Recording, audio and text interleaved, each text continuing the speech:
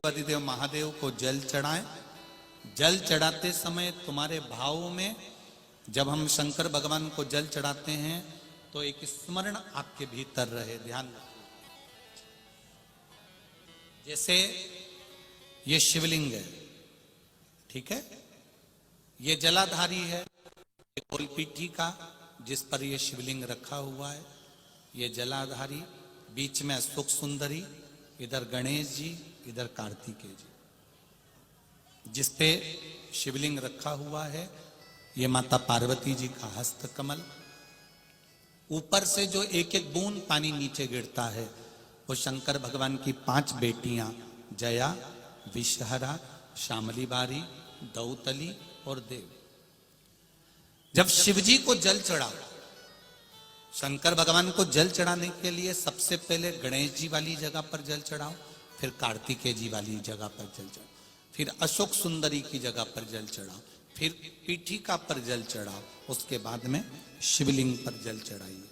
जब अपन किसी कामना के लिए अगर जल चढ़ा रहे हैं तो उसके लिए हमको ये ध्यान रखना पड़ेगा। पहले कहां चढ़ाना है?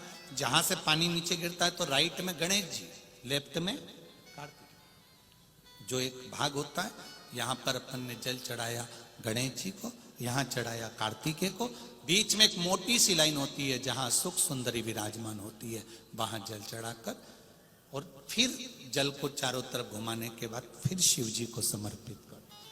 एक बात और याद रखिए, जिन बेटे बेटियों की शादी नहीं हो रही, 30 साल, 32 साल, 35 साल, 40 साल, 28 साल, 27 साल हो गए, उनसे निवेदन है कि जब भी आप देवादिदेव महादेव को जल समर्पित करें, जल चढ़ाने के बाद शुरुआत भी अशोक सुंदरी से करें और चढ़ाने के बाद में समापन भी शिवलिंग पे चढ़ाने के बाद अशोक सुंदरी पर करें। जब हम कम से कम 3 महीना लगातार अशोक सुंदरी से जल चढ़ाकर, शिवलिंग पे जल चढ़ाकर अशोक सुंदरी पर उस जल की धार का विराम करते हैं तो ये निश्चित है कि बाबा देवादिदेव महादेव की कृपा से 3 महीने के अंदर विवाह पक्का हो ही जाता है।